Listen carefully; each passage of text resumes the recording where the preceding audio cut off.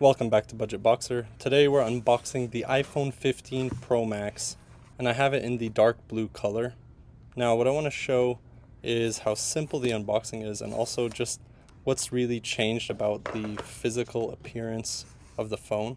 So you'll notice it has this new look to it. It's pretty much similar for the most part, but the biggest change comes in the charging port. So as you can see here, the cable is now braided, so it's no longer all plastic, and it's USB-C on both ends, so you can use either side, and you can also charge other devices, which is cool. If you look at it, it has a more brushed look to it, and the buttons are a lot more clicky than before, so that's really nice.